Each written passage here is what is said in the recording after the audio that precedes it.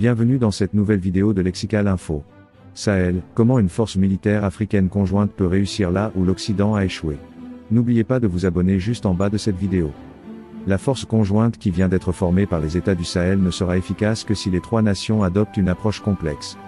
Les États du Sahel font face depuis quelques années à de nombreux défis sécuritaires tels que les menaces terroristes, les conflits intercommunautaires, le trafic de drogue et d'armes, les difficultés liées à la gouvernance et au développement économique.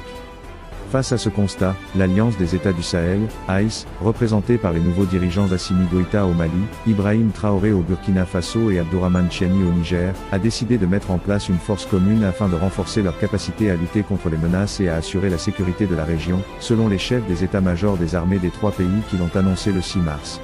La force commune sera dirigée par le Niger. Plusieurs raisons ont motivé cette initiative.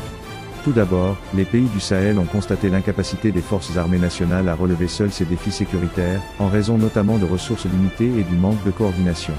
Avec une force commune, ils espèrent mettre en commun leurs efforts et leurs ressources pour mieux lutter contre les groupes terroristes et d'autres menaces pesant sur la région.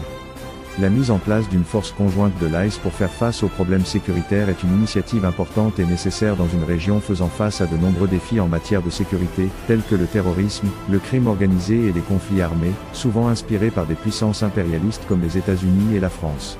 Ces pays ont tout intérêt à ce que l'instabilité persiste dans cette partie du Sahel, très riche en ressources naturelles.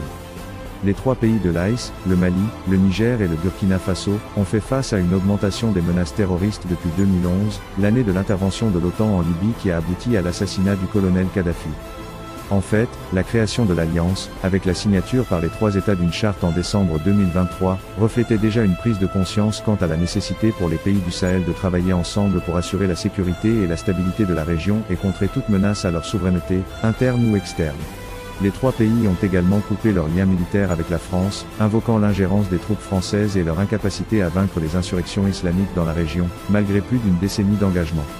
Paris et Washington veulent préserver leur propre agenda en Afrique. Merci pour votre aimable attention et n'oubliez pas d'activer la cloche de notification pour recevoir les prochaines informations sur Lexical Info. Merci.